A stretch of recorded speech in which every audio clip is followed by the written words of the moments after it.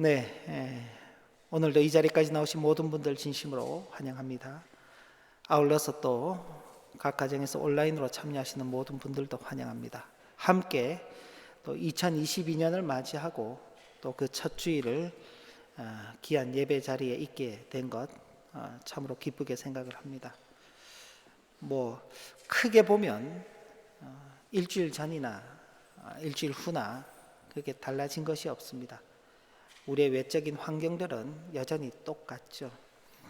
일주일 전에 먹었던 것과 일주일 후에 먹은 게 다르지 않죠. 일주일 전에 입었던 옷과 일주일 후에 입는 옷이 다르지 않습니다. 일주일 전의 모습과 일주일 후의 모습도 다르지 않습니다. 모든 것이 그대로인데 단 하나 변하는 게 있습니다. 뭘까요? 우리의 마음가짐이 새로워지는 것입니다.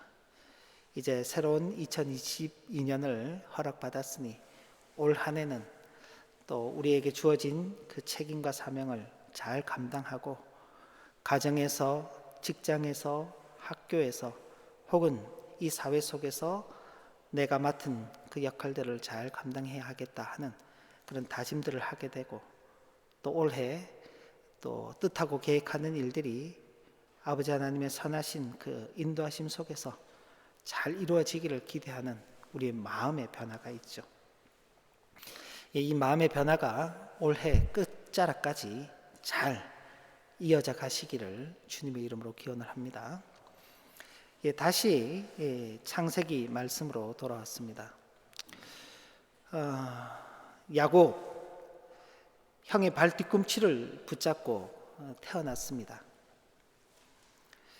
팥죽 한 그릇에 장자권을 형으로부터 샀고 자신이 장자권을 가졌다는 그 생각으로 아버지를 속여서까지 장자의 축복을 받아낸 야곱입니다. 그러나 그 결과로 형의 그 살해 위협을 받게 되고 결국 더 이상 그 가족들과 함께 살 수 없어서 먼 길을 떠나게 됩니다. 먼 길 그러니까 좀 이게 막연한데 그래도 지도 조금만 보시면 어느 정도 먼지를 좀 우리가 감을 좀 잡게 될 것인데 지도 한번 보여주세요. 이게 지금 창세기 그 당시의 그 모습인데 네모로 친 곳이 가나안 지역입니다. 노란색 네모가 되어 있는 것이 가나안 지역이고 그쪽에서부터 위쪽으로 쭉 올라가면은 하란이라는 곳이 있습니다. 이 하란은 야곱이 살던 브엘세바로부터는 약 한 750km 정도 떨어져 있습니다. 그 당시 일반적인 사람들이 걸어가는 그 걸음으로는 적어도 한 달 이상 이렇게 걸어가야만 갈 수 있는 그 길이죠. 낯선 길, 동행하는 사람 없이 홀로 걸어가는 길입니다. 다음 그림도 한번 보여주시면 다음 그림은 이제 브엘세바가 어디에 있는지 위치가 있습니다. 헤브론보다도 더 아래쪽에 있는 것이 브엘세바입니다. 브엘세바. 저기에 지금 이삭과 그의 부모들이 저기 살고 있고 거기로부터 북쪽으로 올라가서 하란에 머물게 되는 것입니다. 대략적인 지도는 저렇게 끝이 납니다. 얼마 동안 걸어갔는지 알 수 없지만 이제 고향을 떠나서 걸어가는 도중에 베델이라는 곳에서 하나님을 만나게 되고 하나님의 약속의 말씀을 듣게 되죠. 하나님께서 야곱을 축복하시면서 그에게 자손이 번성하게 될 것이며 약속하신 그 땅을 그 자손들에게 주실 것이다. 하나님이 함께 하시고 동행하시고 그 약속을 이루기까지 떠나지 않겠다는 그 말씀을 이제 딱 받고는 나 혼자 걸어가는 길인 줄 알았는데 하나님이 여기 나와 함께 계셨구나. 여기가 하나님의 집이다. 그러면서 베델이라는 이름을 붙이게 된 것입니다. 그때로부터 해서 계속 걸어가서 이제 하란 가까이 이 지역에 도달하게 됩니다. 때마침 우물 곁에서 양떼를 치는 목자들이 모여 있는데 가만히 보니 하란에서 온 사람들인 것 같아요. 그들에게 이제 라반의 소식을 묻고 그러자 라반의 소식을 알려주면서 그의 딸 라헬이 이제 곧 여기 도착하게 될 것이다 라는 이야기를 듣게 됩니다. 그리고 이제 앞으로 그의 아내가 될 라헬과의 첫 만남이 바로 거기에서 이루어지게 됩니다. 라헬을 만난 이 야곱이 얼마나 반가웠겠어요. 그래도 일단 사촌이잖아요. 친척이니까. 그죠? 자기 외삼촌의 딸이니까 그 반가운 마음에 그를 안고 눈물을 흘리며 자기가 외삼촌 라반의 조카다 그렇게 라반의 여동생 리브가의 아들임을 밝히게 되고, 그 소식을 들은 이제 그 이야기를 들은 라헬이 급하게 아버지 라반에게 달려가서 아버지의 조카 리브가 이모의 고모의 아들이 이렇게 찾아왔습니다 라는 소식을 알리자 라반도 이제 급하게 오는 것입니다. 와서 서로 안고 이제 확인도 하죠. 확인도 하고 안고 그러면서 반갑게 맞아서 라반이 자기 집으로 들여서 약 한 달 정도 이제 같이 생활하게 됩니다. 근데 이제 계속 야곱이 이제 머물러 있어야 되는 상황이 계속되니 라반 입장에서는 아무 임금도 주지 않고 야곱을 계속 일을 시키는 것이 그게 참 미안하죠. 아무리 조카지만은 그래도 자기 집에서 일을 하고 있는데 그에 따르는 어떤 보수를 주어야 되겠다라고 생각을 하고 야곱에게 이야기합니다. 너가 그렇게 공짜로 일하는 것이 그게 합당하지 않은 것 같은데 무엇을 원하냐? 대가를 원하는 게 뭐냐? 말하면 내가 그걸 너에게 지급을 하겠다라고 그렇게 이야기를 합니다.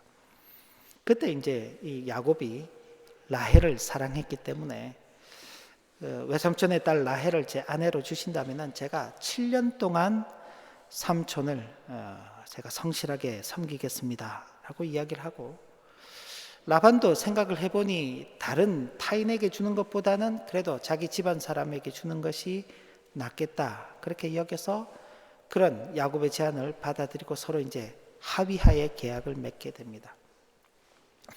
7년 동안 힘겨운 삶을 살아가지만은 7년이 지나고 나면 라헬이 이제 자신의 아내가 될 것이라는 그 생각에 야곱은 그날을 그냥 그 수일 며칠처럼 여겨졌다 그렇게 성경은 기록하고 있습니다. 그렇게 7년이란 시간이 지나서 드디어 이제 야곱이 라반에게 가서 외삼촌 이제 7년 채웠으니까 라헬과 결혼시켜 주세요 그렇게 이야기를 한 겁니다. 라반이 그래 알겠어 그렇게 이제 혼인 잔치가 시작이 되고 이제 잔치가 무르익어 가는 것이죠. 그 밤에 이제 신랑과 신부가 이제 첫날 밤을 보내게 되는데, 첫날 밤을 자고 다음 날 일어나 보니 분명히 자신은 라헬을 아내로 맡기로 그렇게 외삼촌과 이야기를 했는데 자신과 결혼한 사람이 라헬이 아니라 그 언니 레아였던 것입니다. 당황한 이 야곱이 외삼촌에게 찾아가서 따지지요. 아니 라헬을 저의 아내로 주시기로 하셨는데 왜 레아를 주셨습니까? 계약 위반 아닙니까? 뭐 이렇게 이제 따지는 겁니다. 그때 라반이 동생이 언니보다 먼저 시집 가는 건 우리 지역의 전통이 아니야. 우리 지역에서는 언니가 먼저 시집을 가는 것이 그게 일반적인 관례야. 그래서 우리가 어쩔 수 없이 언니인 레아를 내 아내로 준 것이야. 근데 네가 7일 동안 결혼 그 잔치가 7일이 계속되는데 그 7일 동안 결혼 잔치를 계속 이어간다면은 그 말은 이 결혼을 파기하지 않고 계속 결혼 생활을 이어가겠다고 한다면은 라헬도 너의 아내로 주겠다 그렇게 약속을 합니다. 그리고 7년 동안 나를 위해서 더 일해라. 야곱은 라헬을 사랑했는데 졸지에 레아가 자기 아내가 되어버렸잖아요. 근데 삼촌이 라헬도 자신의 아내로 주겠다고 이야기를 하니 결국 그 약속과 그 제안에 따라서 7일 동안의 결혼 잔치를 계속 더 이어가고, 그리고 라헬과 레아를 둘 다 아내로 맞이하게 됩니다. 그렇게 이제 야곱의 생활은 계속 지속이 되고, 오늘 우리가 읽은 본문의 말씀처럼 이제 31절에서부터 35절을 보면은 이 야곱이 사랑한 아내는 라헬이었습니다. 레아는 그냥 갑작스럽게 아버지의 어떤 그 계략에 의해서 야곱과 결혼을 하게 됐죠. 그러니 야곱이 레아를 그렇게 사랑하지 않았던 모양입니다. 근데 하나님께서 참 독특하게도 야곱이 사랑했던 라헬로부터는 자녀가 없게끔 하시고, 야곱의 사랑을 받지 못하였던 레아의 그 태를 여셔서 레아가 아들을 낳게 되는데 4명의 아들을 낳게 됩니다. 근데 그 말씀을 한번 이렇게 성경 본문을 다시 한번 이렇게 보면은요, 참 그 레아의 마음이 어떤가 참 안타까움이 좀 느껴집니다. 32절을 보면 레아가 임신하여 아들을 낳고 그 이름을 르우벤이라 하였는데 이르되 여호와께서 나의 괴로움을 돌보셨으니, 그러니까 남편의 사랑을 받지 못하고 사는 이 레아의 마음이 참 괴로웠다 하는 것을 잘 보여줍니다. 근데 아들을 낳았죠. 이제는 내 남편이 나를 사랑하리로다. 이제 내가 아들을 낳았으니 남편이 나를 사랑할 것이다 하는 그 기대를 갖고 있는 것입니다. 그런데 사랑 안 한 것 같아요. 그 다음 33절을 보면 그가 다시 임신하여 아들을 낳고 이르되 여호와께서 내가 사랑받지 못함을 들으셨으므로, 아들 르우벤을 낳아주었는데도 야곱이 그렇게 사랑하지 못했던 것 같아요. 그래서 내 사랑받지 못함을 하나님께서 들으셨다. 그리고는 그의 이름을 시므온이다 그렇게 지었습니다. 아들 2명을 낳았으면은 그래도 이제 마음을 좀 줄만한데, 이 야곱도 참 대단한 사람이에요. 이제 34절을 보시면 그가 또 임신하여 아들을 낳고 이르되 내가 그에게 새 아들을 낳았으니 내 남편이 지금부터 나와 연합하리로다 하고 그의 이름을 레위라 하였다. 그러니까 레위를 낳을 때까지도 이 야곱의 마음이 레아와 함께 하지 않았다는 것을 보여주는 것입니다. 그리고 이제 넷째 유다를 낳고 난 다음에는 이 레아의 마음이 어디로 향하느냐, 여호와를 찬송하리로다 라며 하나님께로 마음이 향하는 것입니다. 이제 남편과의 생활이 아닌 하나님을 섬기는 그 길로 나가는, 참 이런 이제 일련의 과정들이 있는 것입니다. 어쨌든 하란으로 이주하게 된 야곱이 우여곡절 끝에 라반의 집에 이르게 되고, 그의 딸인 레아와 라헬을 아내로 맞이하면서 자녀들을 낳고 그곳에서의 생활이 이제 어느 정도 안정을 찾아가게 되는 것입니다. 그런데 이런 야곱의 삶을 주도하시는 하나님의 그 섭리 역사하심이 있다는 것을 우리가 또 보게 되는 것입니다. 야곱은 태어나기도 전에 큰 자가 작은 자를 섬길 것이다 라는 그 예언의 말씀이 있었습니다. 그리고 훗날 말라기 선지자는 하나님께서 에서는 미워하시고 야곱은 사랑하셨다라고 말할 정도로 지나간 역사 속에서 하나님의 독특한 사랑을 받았던 일생이었습니다. 그런 면에서 볼 때 야곱은 그 출생으로부터도 인간의 구원과 구속사의 실현이 전적으로 하나님의 주권에 달려 있음을 증거하는 그 역사 그 자체였던 것입니다. 그러니까 단순히 그냥 한 사람이 태어나서 우여곡절 끝에 2 아내를 얻게 되고 가정을 꾸리고 안정적인 삶을 살아가는 그런 내용이 아니라 하나님께서 사람을 어떻게 구원하시는가를 보여주는 그 내용이 야곱에게 집약적으로 담겨져 있다는 것입니다.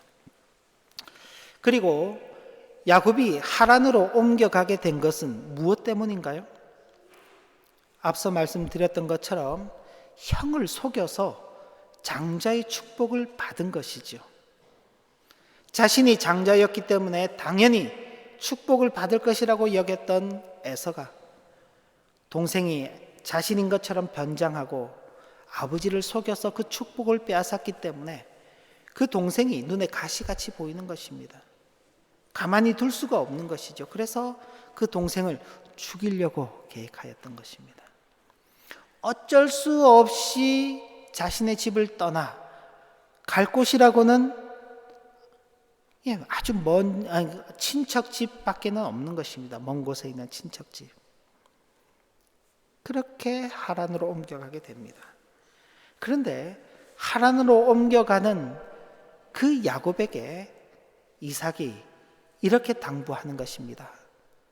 가다가 힘들더라도 이 가나안 땅에서 아내를 얻어서는 안 된다.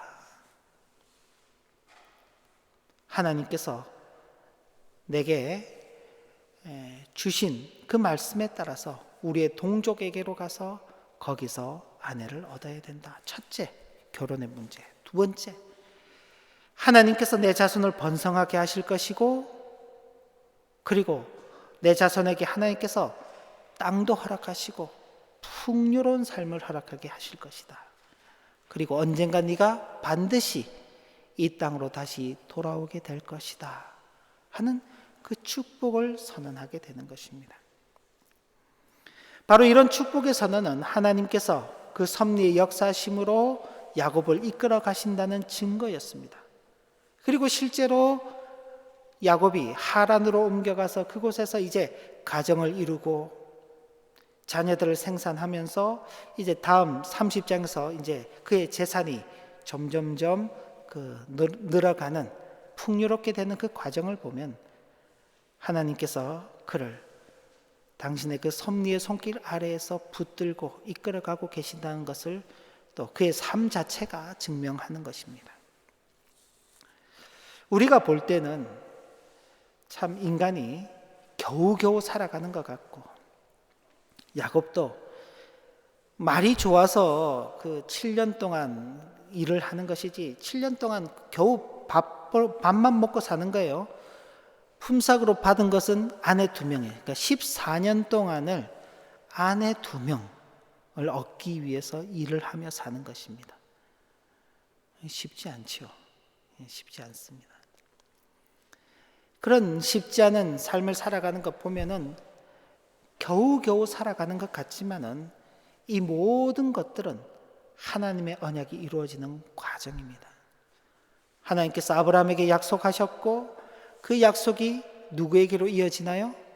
이삭에게로 이어집니다.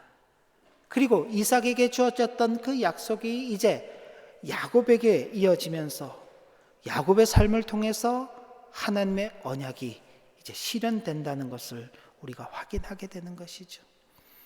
그러니 참 험난한 길을 걸어가고 험난한 삶을 살아가는 그 야곱의 그 삶을 보면서 하나님께서 섭리 가운데 그를 붙들고 계시고 그를 이끌어가고 계시다는 것을 확인하게 되는 것입니다. 이런 내용과 관계해서 우리는 하나님의 섭리를 생각할 수 있어야 하는 것입니다. 그래서 제가 하나님의 섭리를 아는 것이 곧 은혜다, 그렇게 제목을 달아봤습니다. 우리가 지금 온라인 성경 공부 시간에 하이델베르그 교리문답을 공부하고 있는데 얼마 전에 하나님의 섭리와 관계된 내용을 공부했었습니다. 자, 하나님의 섭리란 무엇입니까? 무슨 뜻입니까? 하이델베르그 교리문답 27문에서 이렇게 묻고 있습니다. 그 답을 보시면 섭리란 어디에나 있는 하나님의 전능하신 능력인데 그는 이를 통하여 마치 그의 손으로 붙잡으시는 듯이 하늘과 땅과 모든 피조물들을 지탱시키시고 식물들과 풀들, 비와 가뭄, 풍작과 흉작, 먹을 것과 마실 것, 건강과 질병, 부와 가난, 양식과 음료 등 모든 것들이 우연이 아니라 그의 아버지다우신 손길로 임하도록 그것들을 그렇게 다스리십니다. 하나님께서 섭리하신다는 것은 쉽게 이야기해서 이 세상에서 일어나는 모든 일들은 다 하나님의 뜻 가운데서 하나님께서 친히 역사하심으로 일어나는 일들이라는 것입니다.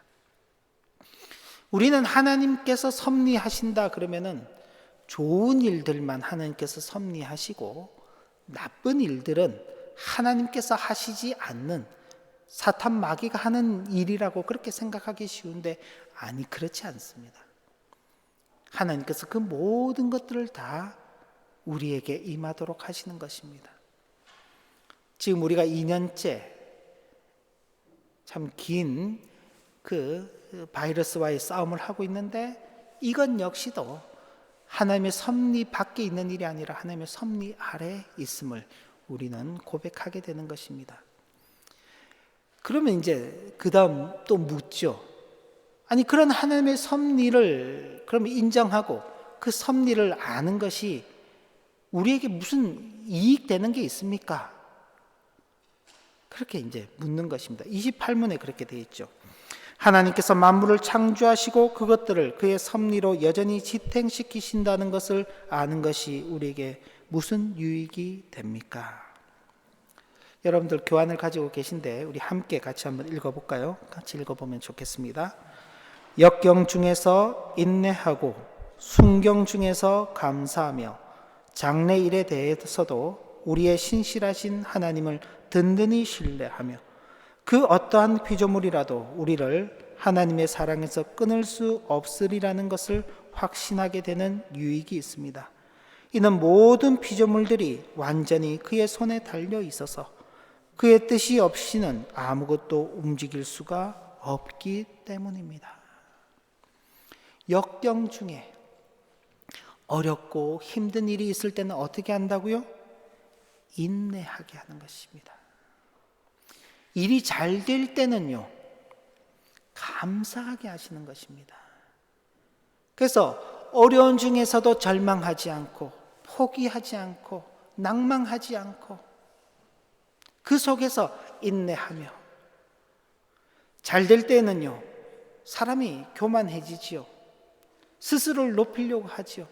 스스로를 자랑하려고 하는데 그렇지 않고 모든 것들을 베풀어 주신 하나님 앞에 머리를 숙이며 감사하는 자세를 갖추는 것입니다. 어떤 일들이 우리를 찾아온다 할지라도 우리를 사랑하시는 그 하나님의 사랑이 우리를 붙잡고 계시기 때문에 이 세상의 그 어느 것도 우리를 끊어낼 수 없는 것입니다. 바로 지난 주일 우리가 성탄 감사 예배로 하나님 앞에 드렸는데 하나님께서 당신의 아들을 이 땅에 보내주시면서 우리를 구원하시는 것이죠. 화목 제물이 되시기 위해서 예수 그리스도께서 이 땅에 오셨죠. 하나님께서는 그에게 당신의 그 공의로운 뜻을 이루도록 하시는 중대한 사명을 맡기셨습니다. 그로 말미암아 하나님의 사랑이 우리에게 확증되어 있죠. 마치 야곱에게 베델에서 나타나신 하나님께서 내가 너와 함께 할 것이다. 네가 어디로 가든지 내가 너와 함께 동행할 것이다. 내가 내게 약속한 것을 이루기까지는 결단코 절대로 너를 떠나지 아니할 것이다. 하나님께서 그 섭리하심으로 야곱을 이끌어 가시는 것입니다.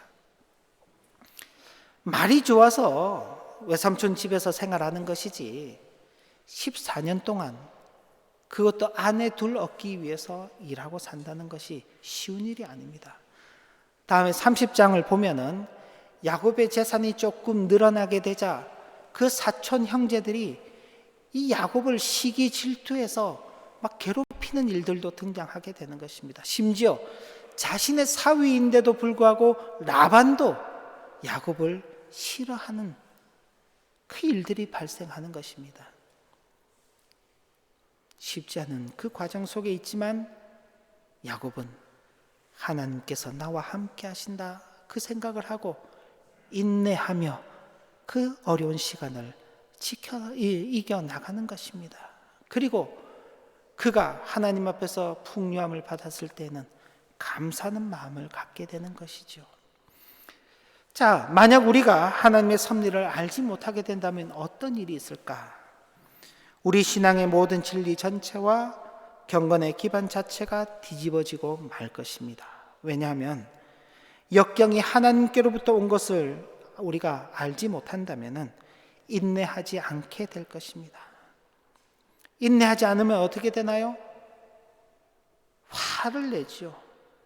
분을 터뜨립니다. 처음에는 자기 자신에게 화를 내고 분을 터뜨리다가 그것이 누구에게로 가나요? 자기 주변에 있는 사람에게 가는 것입니다. 저도 참 아직까지 성화가 덜 돼가지고 화가 나면 이렇게 화를 이렇게 다스려야 되는데 이게 한순간 폭발을 딱 하게 돼요. 그럼 어떻게 되나요? 결국 피해는요. 나의 가장 가까운, 나의 가장 사랑하는 가족들에게 그 피해가 가는 것입니다. 그것이 좀 더 확대되면은 이웃들에게, 내가 속해 있는 그 공동체 가운데 가는 것이죠. 그런데 그 모든 일들이 하나님께로부터 주어졌고 하나님께서 나를 연단하시기 위해서, 훈련하시기 위해서 주신 것이라 생각하면은 그런 일들 앞에서 함부로 흥분하지 않게 되겠죠. 화를 내지 않게 되고 인내하게 될 것입니다. 그만큼 중요한 것입니다. 그런데 하나님께로부터 온 것을 모른다면 인내하지 않게 되는 것입니다. 우리에게 베풀어지는 은혜들이 하나님께로부터 온 것임을 모른다면 감사하는 마음이 없게 되죠. 그냥 감사하는 것이 아니라 하나님 앞에 교만하게 되는 것입니다.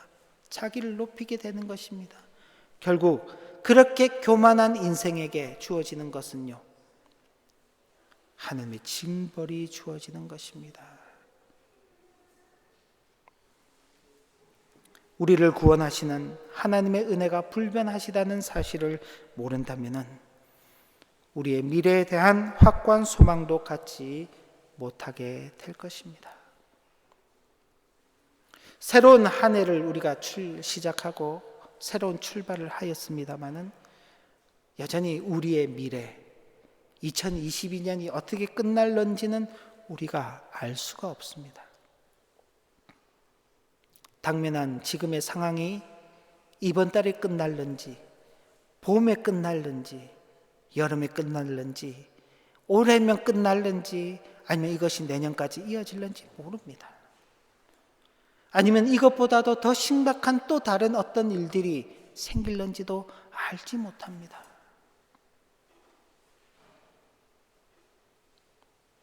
그러나 그런 불투명한 우리의 미래가 우리 앞에 있다 할지라도 우리를 구원하시고 우리를 인도하시는 그 하나님의 은혜가 변하지 않는다는 사실을 우리가 굳게 붙잡고 있다면 어떤 일들 앞에서도 우리는 두려워하지 않게 될 것이고 흔들리지 않게 될 것이며 우리는 하나님의 섭리 아래에 있는 자들로서 우리 각자가 하나님을 모신 그런 삶을 살아가게 되는 것입니다.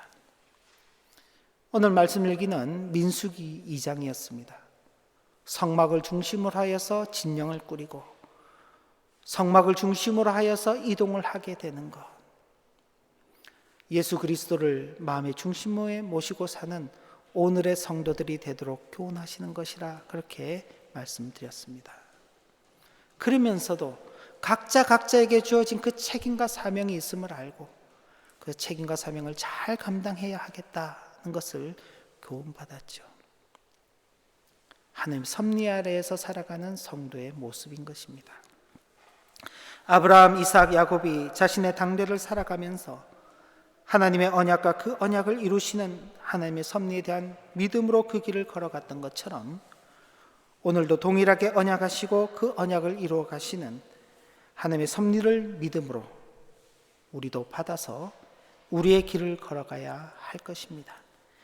우리가 당면하고 있는 모든 일들은 하나님의 선하신 뜻 아래에서 주어지는 일들인 줄 아시고 새롭게 허락받은 2022년의 삶, 더 나아가서 우리의 남은 생애 모두가 육신에 속한 일들을 추구하며 사는 것이 아닌 현재를 넘어 미래를, 우리를 넘어서 다음 세대를, 이 땅을 넘어서 영혼을 바라보며 살아가는 저와 여러분들의 복된 생애가 되시기를 진심으로 기원합니다.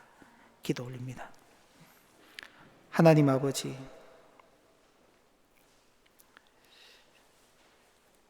오늘도 주신 교훈의 말씀을 마음에 새기고 이 말씀 따라서 허락받은 2022년 한 해를 신실하게 살아가는 큰 은혜를 허락하여 주옵소서.